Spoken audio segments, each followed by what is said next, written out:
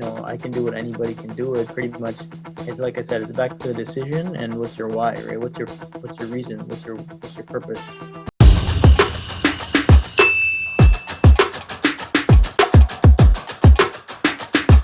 Thank you everyone for joining us for another webinar for real estate investment. My name is Ashton Ekbatani. I'm the founder of GTA Real Estate Investment Club. I am the author and coach for real estate investment. I'm also a host of Wednesday Real Estate Investors webinar. The goal of this real estate investment webinar is to help you to learn more. And that's one of the reasons I'm inviting savvy investors to come over and share with us the strategies that they use, the experience, the pitfalls, the positive things that they can add to this equation for real estate investors. Now, here we are also going to get inspired by other people. Let's face it, it's not only the knowledge that you need, you also need to be inspired as well. We're here to build one another. We are here to learn more from other people as well. And once we learn, we are also expecting to help others as well. There was a time that I was asking someone to help me. I got help. Now I'm here to help others as well, as much as we could. And of course, you're going to repeat the same thing. You're going to go continue learning. It's not one-time learning. As I was talking to another investors in the past, it is a journey that we're going to go through. And based on the market, based on the area that we have to sometimes change our strategy if it's needed. And let's face it, your goal and vision might change as well. So we are here to move from what we call it always a speculator to a savvy investor. Being a speculator is a very dangerous position. That is where you're blown to right and left because of the media, because of the news, because of you go around the a dinner table talking to your friends and families. They start pushing you to the right and left, saying different things about real estate investment, and might change your decision versus going based on the facts and data and experience by other real estate investors on the strong foundation and pursue your goal, whatever is your goal. You can always go to my YouTube channel. There are plenty of all kind of real estate investments related clips that I recorded in the past. Many of the webinars that I had in the past, they're all there. You can go and I recorded them. Just take advantage of the knowledge that other investors are sharing with you. There are subjects such as fixer-uppers, multiplexes, USA investment, bear strategy, startups, buy and hold, private mortgage, flipping, etc., etc. Now, I am the author of many books. One of them here is Successful Real Estate Investors with a lot of strategy in there. You can order it from Amazon, and you can order my other books as well if you want. So at the beginning of every real estate investment webinar, we are sharing a little bit of what's going on with the market. Of course, it is GTA. Now, the things I heard this morning was the news from CMHC. All of you know that right in the beginning of COVID-19 last year, they came up with this and said, CHMC said, up to 18% drop in the home prices we're going to see. It's the end of the world. Be careful, watch. And then you know what? It didn't happen. They went under so much of pressure. Then this morning I read this news. CHMC changes course. No longer predicts green market outcome. Of course, they were under a lot of pressure. Also, part of the news I heard, and I double check and see how true it is. The average Toronto home prices crossed 1 million mark. We used to be $300,000, the average price in GTA, then went to 600. Now, congratulations, everybody. If you have a house, hold to it because the price for the average properties is over, actually 1 million, it's just passed. Now, this news, I got it this morning from Toronto Real Estate Board, say GTA Realtors, well, to make it faster, 52.5% increase in sales compared to last year. So we had more transactions happen. The price of the properties compared to last year went up 14.8%, and this is as of February. And we are expecting the price continue going up, not as crazy. Don't get me wrong. We're not going to go to 20%, 30%. That's not what I'm saying. What I'm saying here is compared to last year, you are going to have a higher price, as we see already here. Real estate wealth. I just put out this one. I thought it's fun.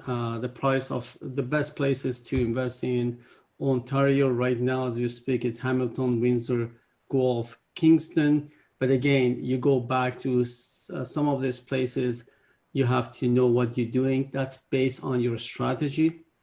If you're looking for a flipping, if you're looking for buy and hold, you have to maneuver going through different places. As I always said, it doesn't matter what is the news. You have to go back to your strategy, see what you want to do. If you believe in, this is what I do, buy and hold for growth, then I would go somewhere that I see 8, 10, 12% growth happening per year.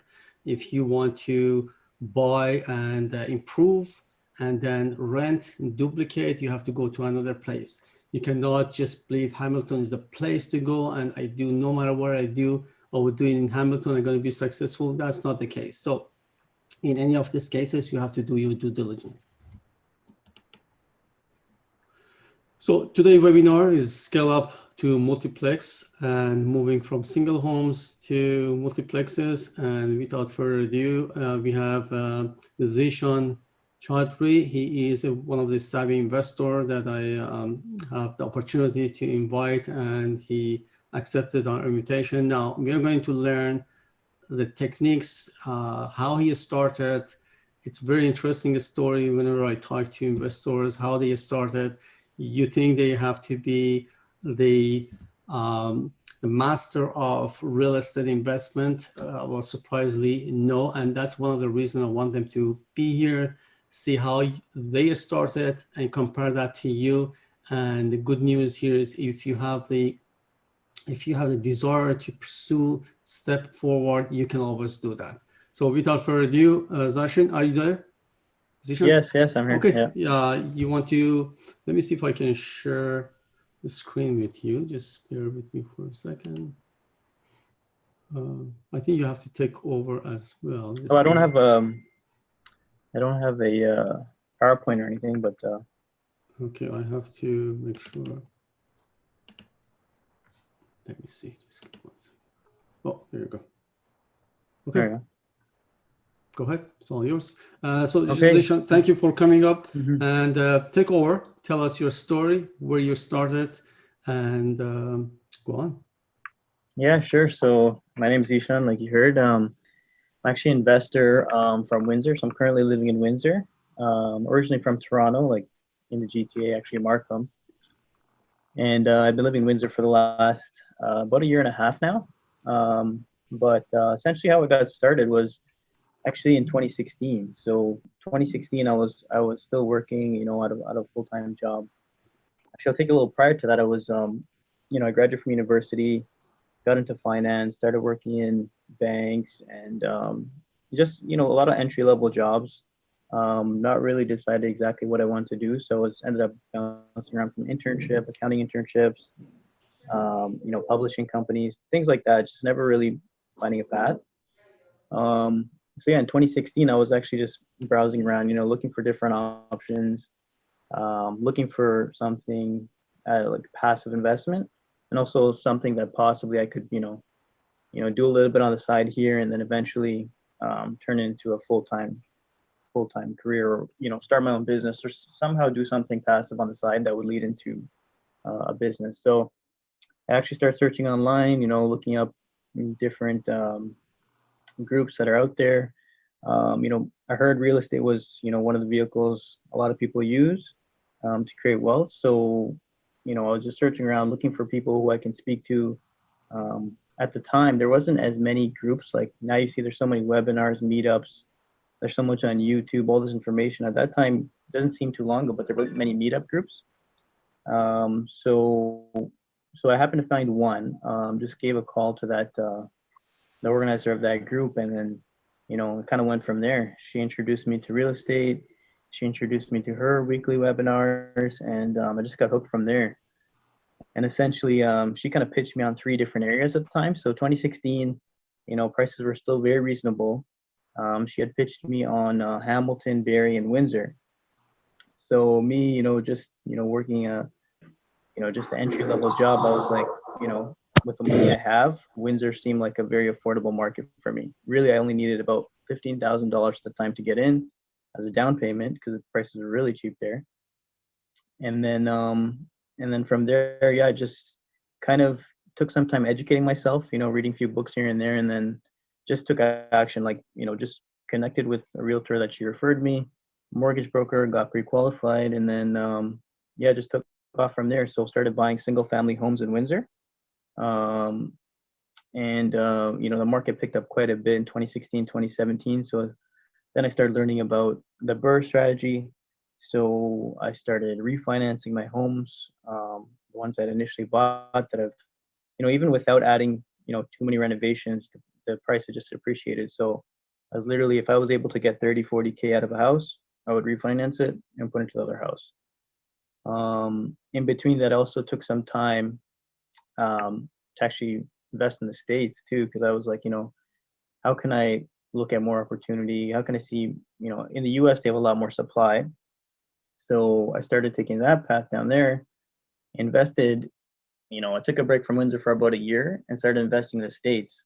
So I was doing flips in Orlando, I was doing BRRRRs in like, the Midwest, like Pittsburgh, for about a year.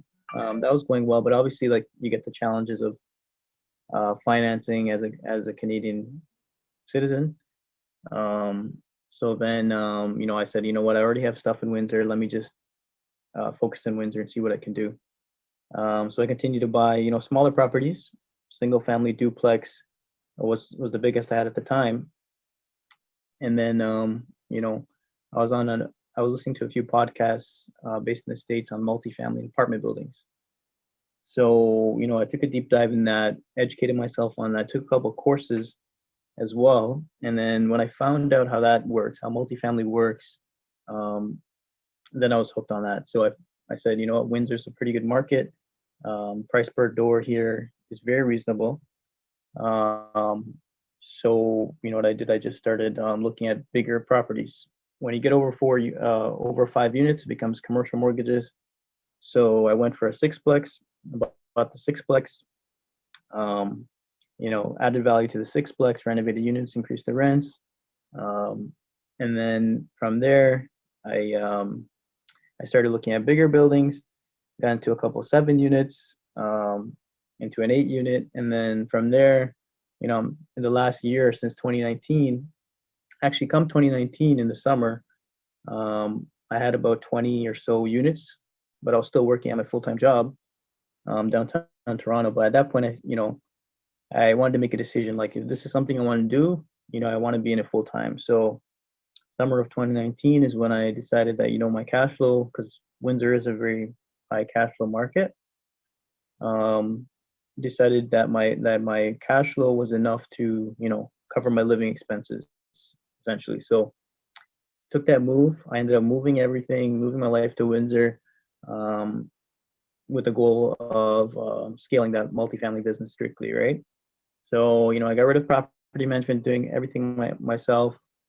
And then from there, essentially I was growing my smaller properties to get into the larger properties and just refining them. And I held on to everything I had, the single families for quite some time until I recently sold some of the smaller stuff.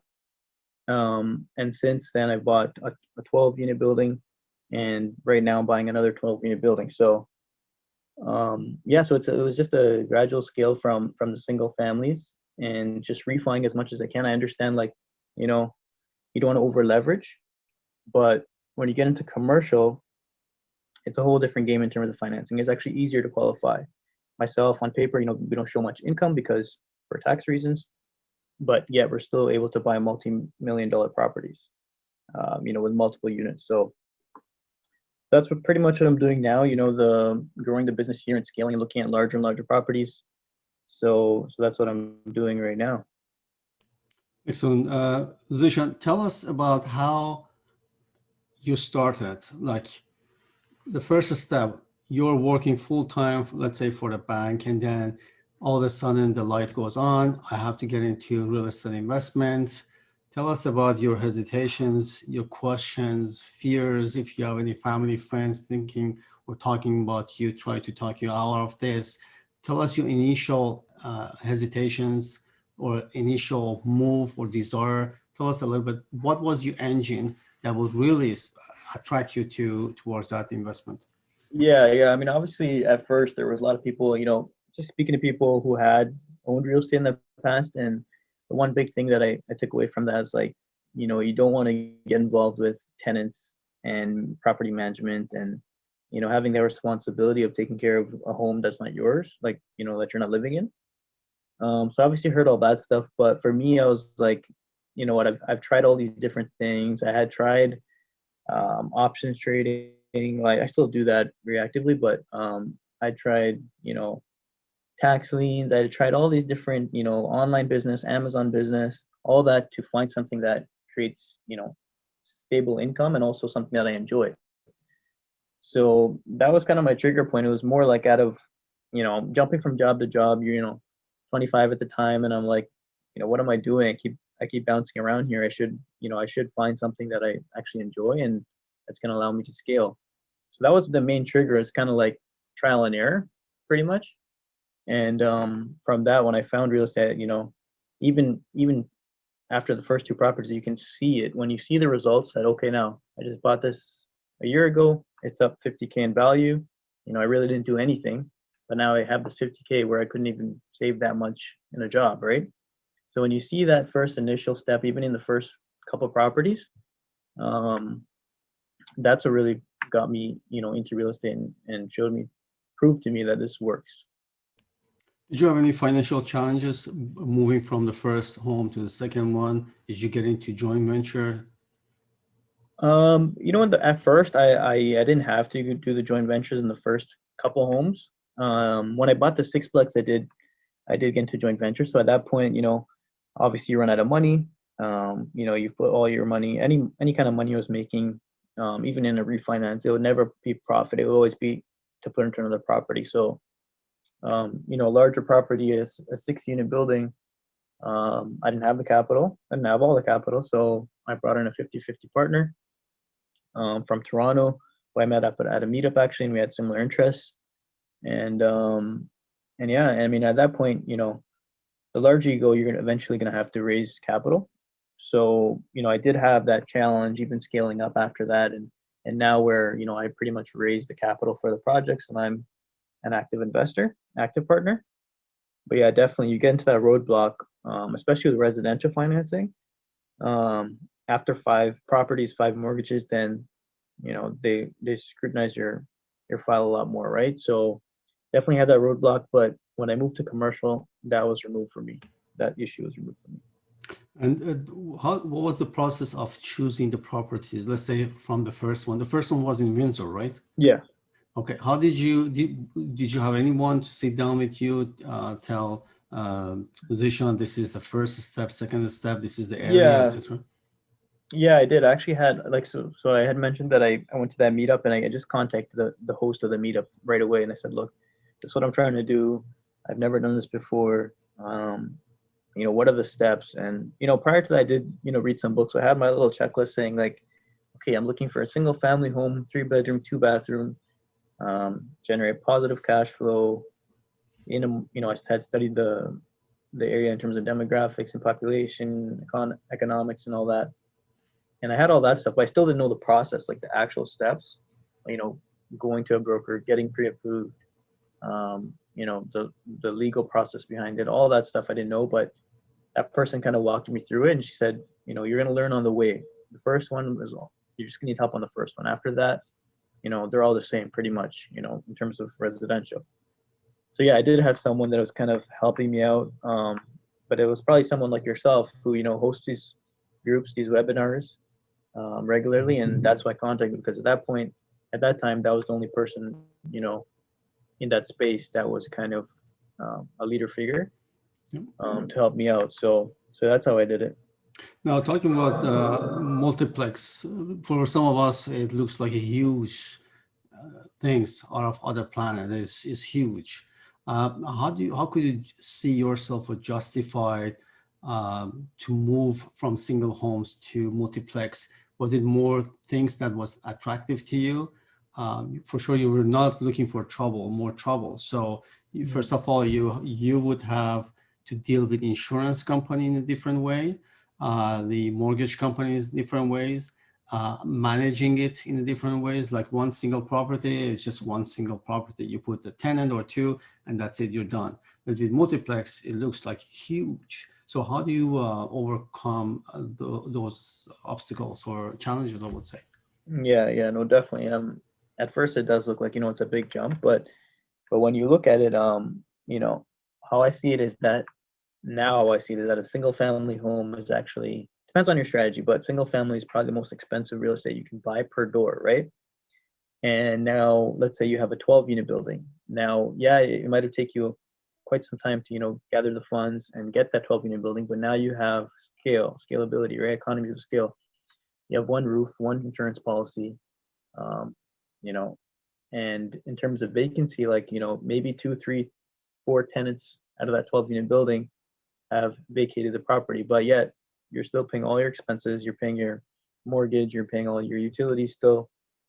Um, so, even a 70%, 50% vacant building can still, handle the mortgage payment. So when I learned all that, and especially the way they're valued like a business. They're valued based on their net operating income. So, you know, it's not really in terms of, there is obviously appreciation, but there's a lot more forced appreciation.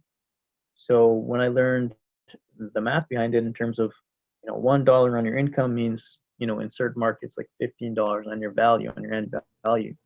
Um, so I think the only challenge there is kind of a more mindset thing where, yeah, it's a lot more expensive, but it's just a number. If you're going to raise the capital anyway, you're going to partner with people, why not go bigger, right?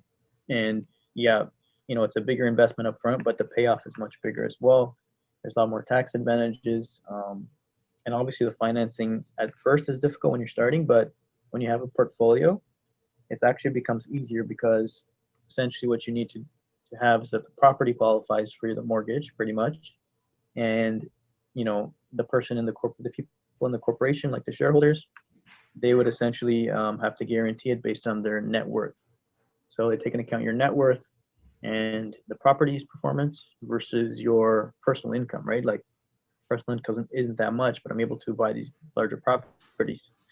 So I would say that, yeah, at first it does seem like a challenge or a big step up, but it's just a few more zeros in the end. That's all I it see. is, pretty much. Yeah. Excellent. How was your experience in US? It was good. It was actually very difficult, but I found that there's a lot more supply there, a lot more opportunities, a lot more public data. Here, like if you want to look up, a property or the history on a property, you have to go through a realtor. But over there, a lot of that information is already public. So for that reason, you could do a lot of the research beforehand by yourself. But obviously, the one thing was difficult in terms of traveling back and forth. Um, and then the financing, that's totally different. There are even banks here that would finance there, but as a foreign international, they would consider you. It does become difficult. I even took the time to get all my corporate setup there, LLCs and all that. And I was buying, but a lot of it was at first hard money transition into like a credit union, and the credit union rates were very high. Um, but I know a lot of people who are doing that actively, and they've found ways around it. And I'm sure there's people who have scaled the same way they are here as a Canadian over there.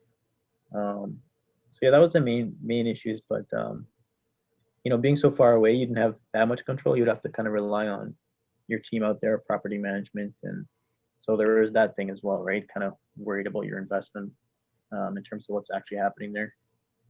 Now, do you create a single individual corporation for every investment you do?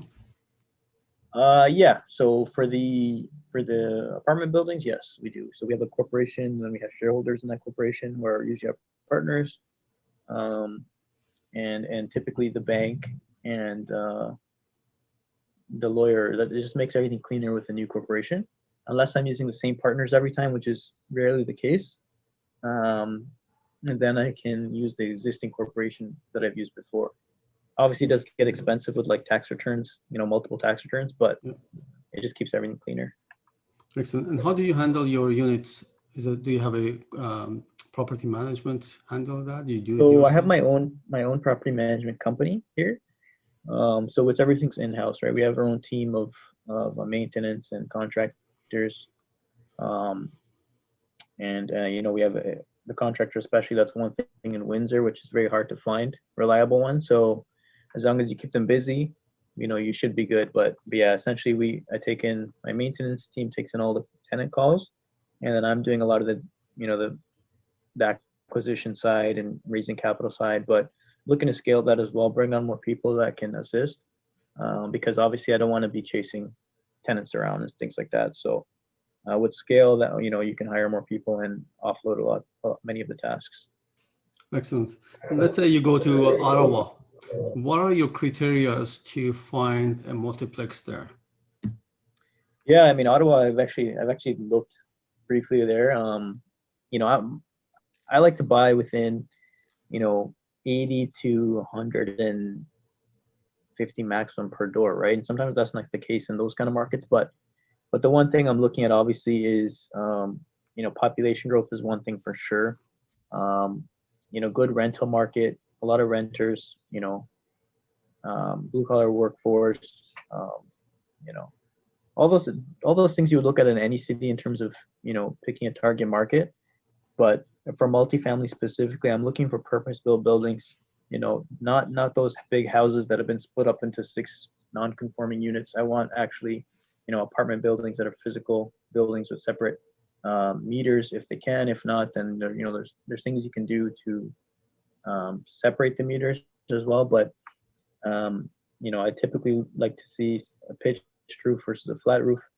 But in terms of that, the buying criteria is a lot about the numbers. So, one property could be worth totally different from what the other property right beside it. So it's not based on comparables, it's all based on income. So you got to really go and speak to realtors, get the financials, because that's really going to matter. But definitely, I'd reach out to an expert in that area first, and they can kind of guide you in which markets you want to be in, what are the rents, what's vacancy here. You want to get all those stats first, and then pursue it and see if it's worth pursuing for you. Zeshan, what are the stop sign when you see a multiplex that you should cross that multiplex, go after the next one? What are the things that is a warning? Don't buy me. Don't buy me.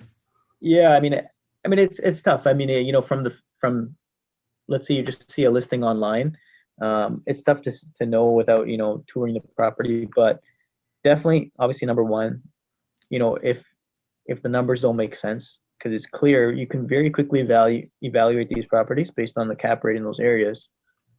So that's number one. Number two is that any properties that are near, um, that might have an environmental issue, because environmental, you get on these commercial properties, you have to perform an environmental report. So if you'll see like a gas station right beside this building, there might be a chance that there might be a contamination in the ground, or there might be oil tanks in the ground, and that's a big like problem for banks, right? They're not going to finance things like that. And like I said before, I like properties that are purpose built. If I see something might be 10, 15 units, but it's not a legal 15 unit, I just stay away from that as well. What is that?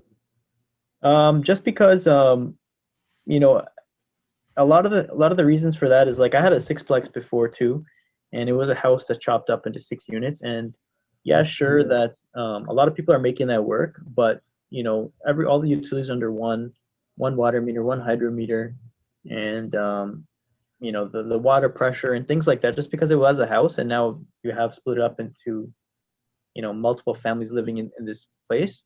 So you run into some stuff with the mechanicals and heating and cooling. So I don't like those kind of properties, but I know a lot of people actually in like the London area who are doing that kind of, because there are so many of that even here in Windsor.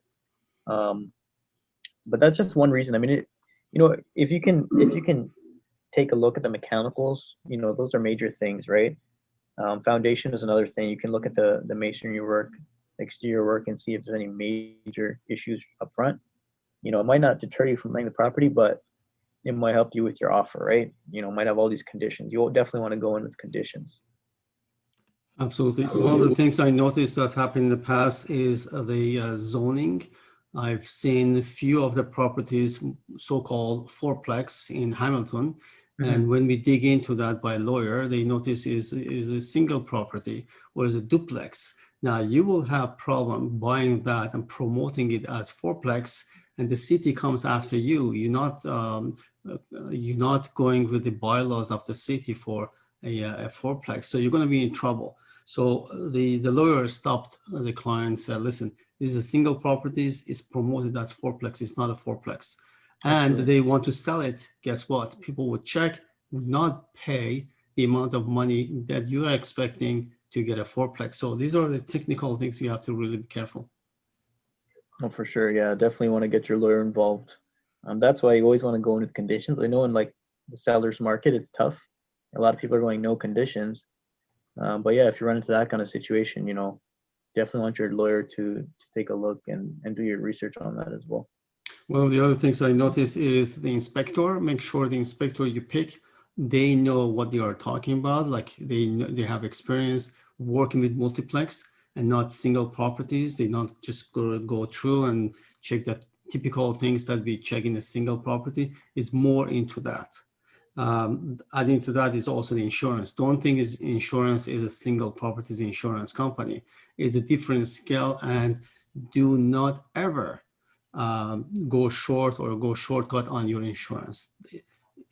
Tell them exactly what you're getting into, all the legal part of the contract, pass it on to your insurance company, or you will be nailed down the road. It's very, very dangerous Exactly. path. Yeah, for sure. For Any sure. experience you have on those kind of due diligence? Yeah, I mean, I always put in at least, well, it depends, on the property, but 30 to 45 days, you know, sometimes less, sometimes more, sometimes 45 business days to do my due diligence. So in terms of due diligence, I have a very strategic approach with that and a checklist on that. But essentially what we're doing is, we get the property under contract, and then due diligence, number one is a walkthrough with all my trades. And, I do get an inspection, obviously through an inspector. But number one, I get all the trades in because those are people I work with every day and they're working for me. So they know, what I'm looking for and what, which should be avoided. So plumbers, roofers, get my roofer to come out, electrician to come out, you know, masonry guy to come out, everybody to come out and do our initial walkthrough, even if you have to pay them for their time. Let's say you don't go through the property, but at least you've been warned before you actually pay for that inspection, because an inspection on a multifamily property is much more expensive. They're upwards of $2,000. That's just one of the things you got to do. You also got to do a building conditions report with an actual engineer, with a certified engineer, which can be 2,500 and up. And then you're talking about a phase one environmental, which is 2,500 at least. So all those things add up. So prior to all that, I even go through with my team, and they're able to find things that might turn me away from this property before I spend all that money on due diligence, right? But yeah, insurance, you definitely want to run it by your insurance broker. And, so also not only on the cost wise, but also the coverage, right? It's very important, especially with those. There's things that you wouldn't think in terms of the plumbing and, obviously similar to single family as well, where you have the sewer backup and flooding, all that stuff is generally there. But some of the systems in like the mechanical room are different, right, from multi, because Yeah. you're essentially heating and cooling a whole building, right? How many you usually have 3, 4 water tanks, so you want to have enough adequate coverage to compensate for all that, right? Yeah. Remember everyone that the cost of whatever you do in a single property is much different than when you go to a multiplex. You're dealing with a Yeah. different beast, I would say. So it's good Hmm. to, or if you don't have experience, that's okay, but at least work with a trade that they have experience there. Do not just pick someone that is friend, is a buddy. Just take it very, very serious, or it's going to burn you, and it's going to burn you big Hmm. time. And I have to mute everybody. If you want to talk, just unmute yourself and you can ask question, or you can simply send a chat question. How do you, is there a way to pick a good bargain, like find them? How do you find your good deals? Yes. So what you'll find out when you enter the space in multifamily, it's a lot smaller network in terms of, the good deals actually come off market, right? I rarely buy anything that's on the MLS, especially commercial, a multifamily. You won't really find great deals on the MLS, especially in this market. So, you have to have the relationship with the real estate agent to help you find these deals. So that's where I've been coming across my deals, just being in, speaking to everybody about what you do, speaking to trades, speaking to property managers, but a lot of the realtors in the area who have been in the city for years and years. Um, that's how it would go to in terms of sourcing the deal. So a lot of it's off market because they don't want to put it on the most owners don't want to put it on the market and have 10 or 15 people who are not firm buyers, right?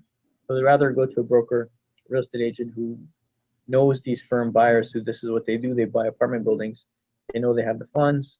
They know they've bought buildings before, so they know what they're getting into. So instead of shopping it around to, on the MLS, they just go to these 3 or 4 buyers. And if you're in that circle, you'll have access to these deals. So that's how I've got all my deals is essentially like either my own marketing out or realtors who have these pocket listings or exclusive listings or sometimes totally off market. Sometimes we reach out to the owners directly through whatever means, right? Sending a letter or whatever, um, speaking to as many people as you can. But that's how it actually find these deals. And Zishan, have you ever done any conversion, like converting duplex to fourplex, those kind of things? I've done doing a 7 to an 8 right now, Mhm. actually, and I'm also doing a commercial. It's a 7 unit building, and I'm turning the vacant commercial units into residential, and I'm turning a 7 unit to an 8 unit. So that process is a very, very long process, especially in Windsor. I mean, Yes. the city is just, you know, very slow here, I've found, but, it's definitely worth it. You're adding a lot of value. There's more demand for residential, especially now. But yeah, the building permit, the whole rezoning, official plan amendment, I've gone through that and, I've done it twice now. And I tell you, it does take a very long time, but you have to keep following up with the city and make sure you're going through all the right protocols. Anything you do wrong, they'll just set you back a few more Yeah, steps, right? and it's costly as well. Yeah, very Right, costly. right, excellent. I have a question regarding. Tell us one of the how many years you are in multiplexes now? I'm at 44 units now. I Okay. sold some of my smaller stuff. I sold that first sixplex finally last year Mm. with a partner. Um, so now, yeah, now I'm just focusing on that. I mean, the more that I'm doing this now, the more I see that it's getting traction. And now, I'm looking at a 17 unit next and potentially larger stuff after that. But I try to keep it going, even though I don't have all the capital raised up front. I have the deals that are coming in, and then I go to people, reach out to different people, different groups, to raise that capital. But 44 units right now. I have my own team in place here, so gonna scale as much as I can in Windsor, and then look in other markets as well that possibly are growing as well. Would you consider mixed use multiplexes? I do have some mixed use. Like there would, like for example, one of the 12 units is 10 residential, 2 commercial, so they're both restaurants, like a Mhm. sandwich shop and another restaurant. So now I don't do that because I just want to focus on residential, just because of I like CMHC financing, Yeah, and they want it to be on residential essentially, and especially with commercial. Like if you have a good commercial tenant, it's very good because you get all those yeah. benefits of a long-term lease, no landlord tenant board involved. But when you're sitting on a vacant unit, it's difficult, right? Especially now with pandemic. Since you're coming from Windsor, one of the question is, what is the average price for multiplex in Windsor that you can expect? Yeah, I mean the market has gone crazy here on the single family side. Also, it just happened, multifamily space is also very hot as well. But on the single family side, I'd say the average price is now over in Windsor, like as a whole, like probably 400 or 500. I would say I'm not an expert on the single families, but it's gone crazy. Like you could buy a home last year for 250 here, and now it's like 400. You have to get in at 350, 400. You can still find some deals, not in the best areas for 250, maybe 300. But now I'm noticing that the market has gone insane here. And for multis, depending on the property and the location, I would say anywhere from 80K to 150, you can still find quite a bit. Um, when you get to 200 per door, it'll be smaller properties. But the bigger you go, you can bring that number down. And but obviously there's some super nice in the A quality areas that are 200-300 per door. But I like to stay in that range, 80 to 150. But then it's also based on the numbers. If the numbers can justify that they want 200 per door, and it meets my criteria, then I will do it. I'm going to ask you a strange question. Is it possible to live and work in GTA and start buying multiplexes in Windsor, long distance? Yeah, you know what, I was doing that initially. Not nothing too big, but it's very possible if you have a team down here, and a lot of people can just hire property management who have knowledge of apartment buildings. So if you didn't want to make that choice, like I made a decision for this to be my business, right? But for people who just want to scale and still work their full-time job, it is possible. Just the value add, the BRRRR, because essentially we're borrowing these buildings, right? We're buying them, and then within 18 months we want to get all the investors' money out and refinance. But that's a very hands-on approach. And if you leave that to property managers, I'm sure they could get it done. But I feel like you can control a lot of the cost and the speed of it, being active and hands-on. But it is very possible.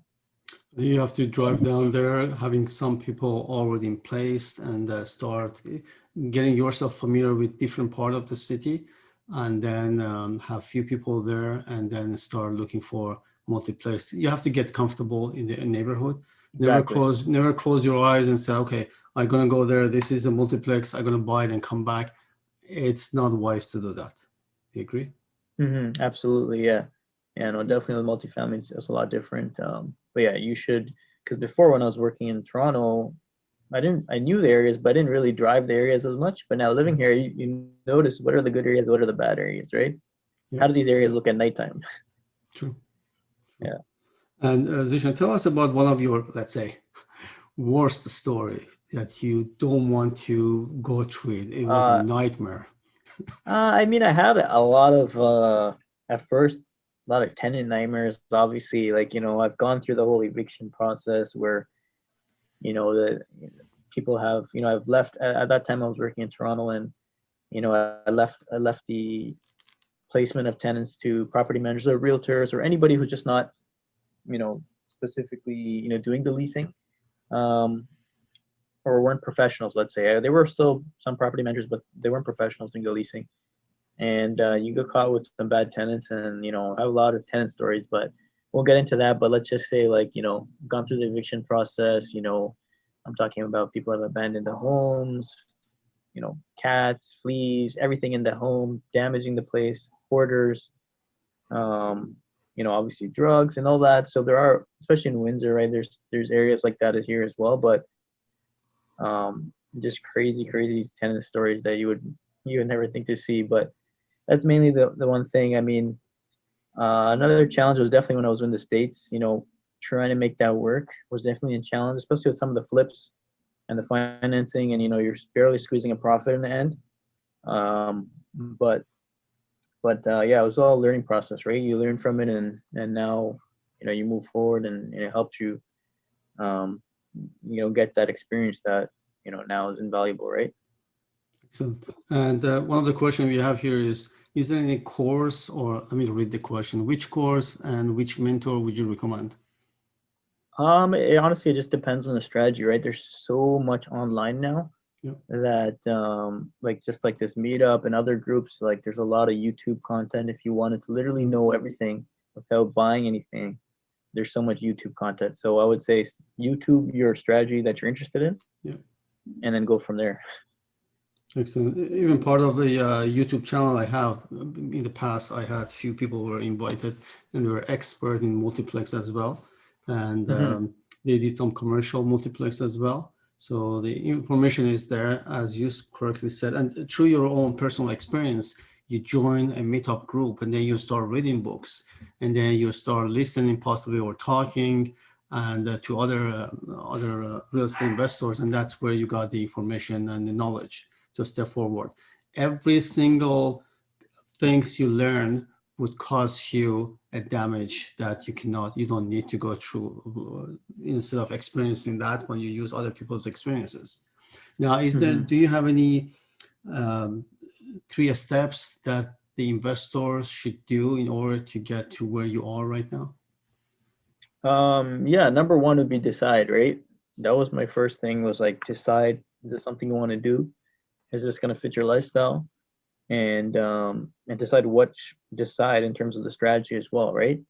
So number one is decide, is this something you want to do? Number two, I would say educate. So be very specific, right? Don't fall into that shiny object syndrome where you're looking at there's so many different strategies. There's wholesaling. I've pretty much tried them all. I've tried the wholesaling, I've tried the flipping, single family homes, burrs. It does take time to find something, but if now what I'm referring to with all the content that's out there, you can get a sense of what those strategies are like without having to do the same trial and error that say like we had to do, right? So that would be number two as a strategy, and then number three would be once you do figure out the strategy, focus on that one strategy and that one market first. I would say familiarize yourself with the market, and then maybe on the first one you do want to do a lot of the things yourself. I'm not saying you have to, but maybe that first one just to get that experience to be a landlord.